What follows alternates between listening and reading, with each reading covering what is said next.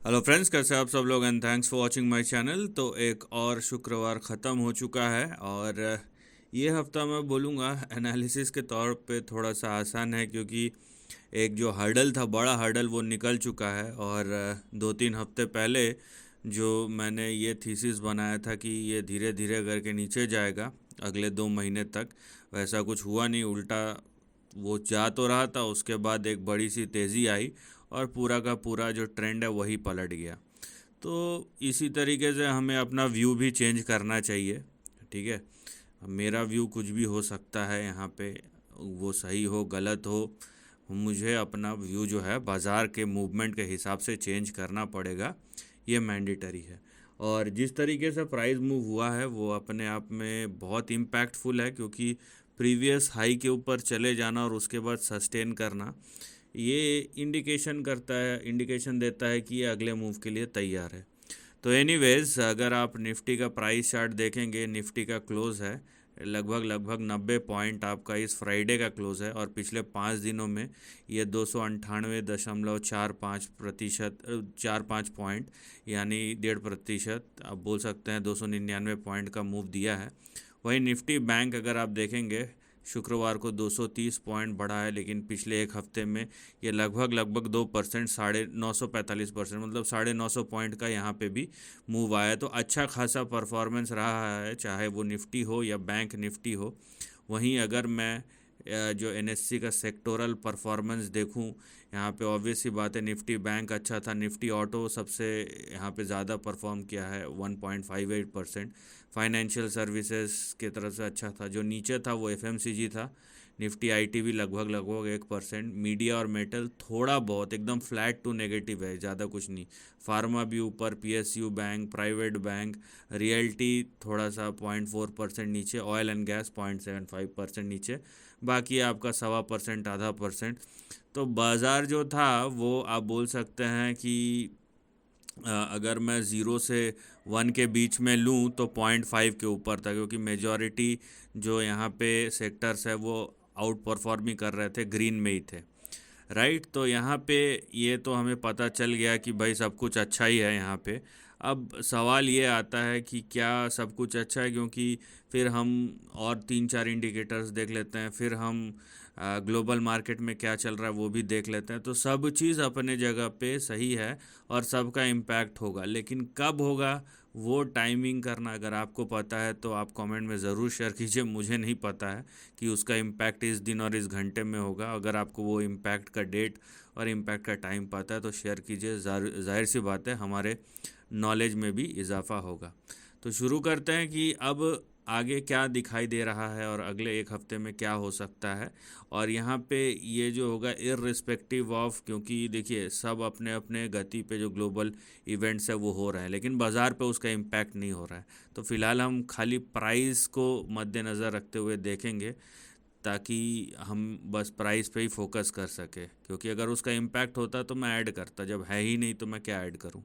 So anyways, शुरू करते हैं अपना एनालिसिस। लेकिन उससे पहले अगर अभी तक आपने चैनल को सब्सक्राइब नहीं किया है तो जल्दी से सब्सक्रिप्शन का बटन दबा दीजिए, और साथ ही में नोटिफिकेशन का बेल दबा के ऑल का भी बटन दबा दीजिए, ताकि जब भी मैं कोई नया वीडियो अपलोड करूं वो आपको नोटिफाई हो जाए। तो सबसे पहले देखिए, जो यहाँ पे रेजिस्टेंस क्रॉस हुआ है 19,996 के आसपास का, या 997, तो ये आपका अब सपोर्ट और स्टॉप लॉस बन जाएगा। तो अभी अगला जो प्राइस एक्शन है वो तभी कंटिन्यू होगा जब निफ्टी इस लेवल के ऊपर सस्टेन करता रहे। तो मतलब समझ लीजिए कि अभी नेक्स्ट अप मूव कंटिन्यू होगा तब जब निफ्टी जो है 20,000 के नीचे ना गिरे। सिंपल सी बात है यहाँ पे। राइट, तो ये एक चीज़ है जो आपको अभी ध्यान रखनी है। और आगे क्या है, इसके बाद क्या है, ठीक है, उसके लिए अब देखिए ट्रेंड डेवलप होंगे, उस हिसाब से हमें अपना व्यू, अपना एनालिसिस, सब कुछ ही बदलना पड़ेगा, क्योंकि बाज़ार हमें डायरेक्शन दिखाता है, हम बाज़ार को डायरेक्शन नहीं दिखाते।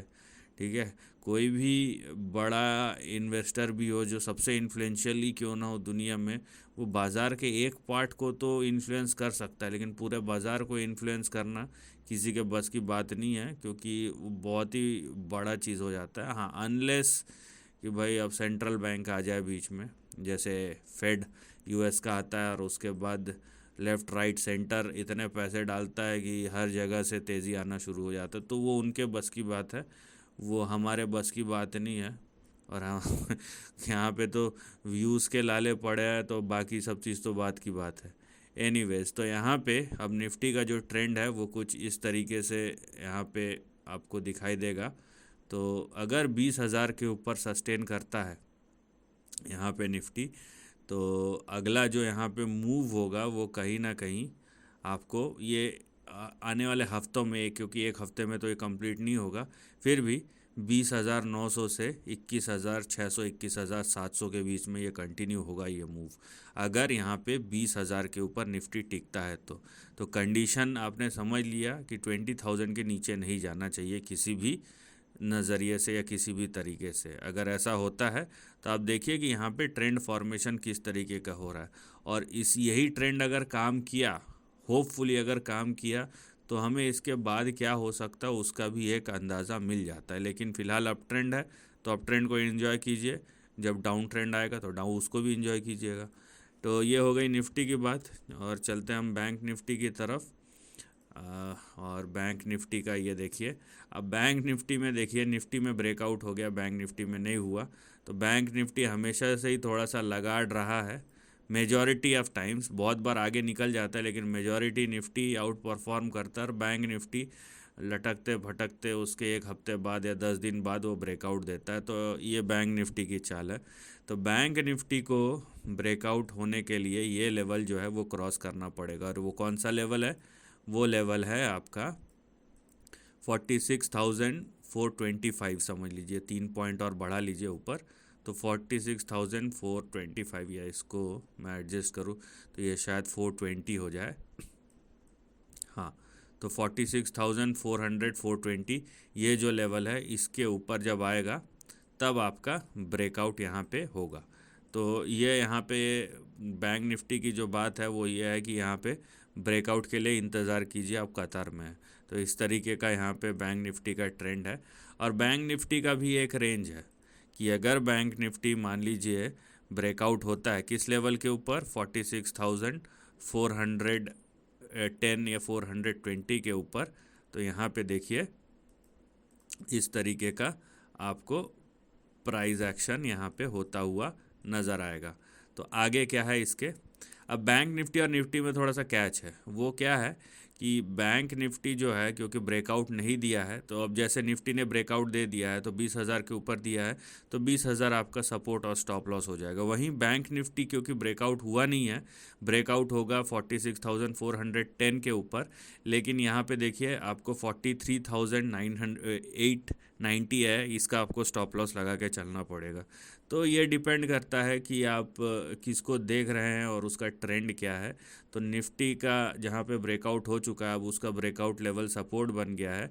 वहीं बैंक निफ्टी की भी जो बात है, जो बैंक निफ्टी का भी जो ट्रेंड है, उसके लिए आपको ब्रेकआउट का इंतज़ार करना पड़ेगा। लेकिन मीनवाइल आपको ये भी ध्यान रखना है कि जो निफ्टी बैंक का प्राइस चार्ट है वो यहाँ पे आपको 43,890 के नीचे नहीं जाना चाहिए, ठीक है। ऊपर क्या है, ऊपर जैसे कि मैंने कहा 46,410 के ऊपर गया तो यहाँ पे एक रेंज खुल जाता है।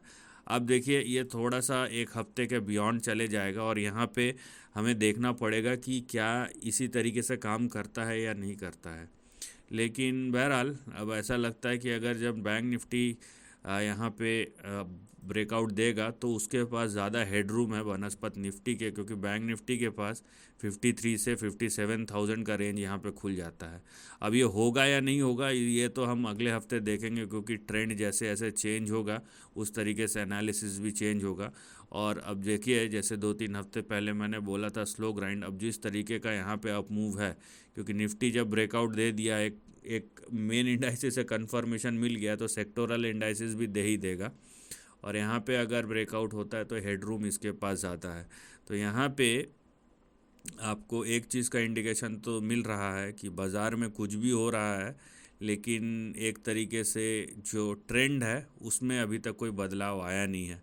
बाकी जो है ये आने वाले हफ्तों या महीनों में देखने मिलेगा, लेकिन फ़िलहाल जो अगले हफ्ते का मूड और मोमेंटम है वो पॉजिटिव ही रहने वाला है।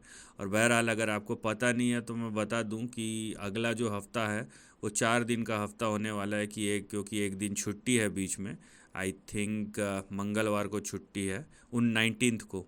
तो 19th, हाँ मंगलवार ही आ रहा है, तो उस दिन छुट्टी है, तो अगला हफ्ता 4 दिन का होगा, तो ये बात आप ध्यान रखिएगा।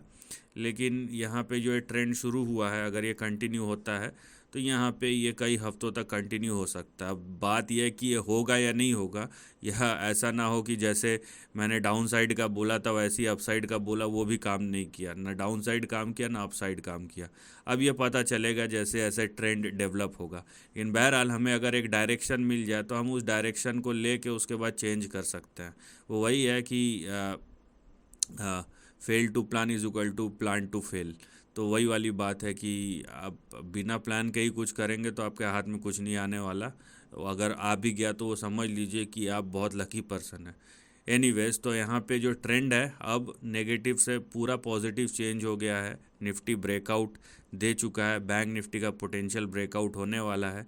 और अगर ये सस्टेन करता है और ये ट्रेंड कंटिन्यू होता है तो अभी ये थोड़ा और लंबा खींचेगा, उसके बाद देखेंगे कि क्या हो सकता है। So this is the end of the video. Thanks for watching.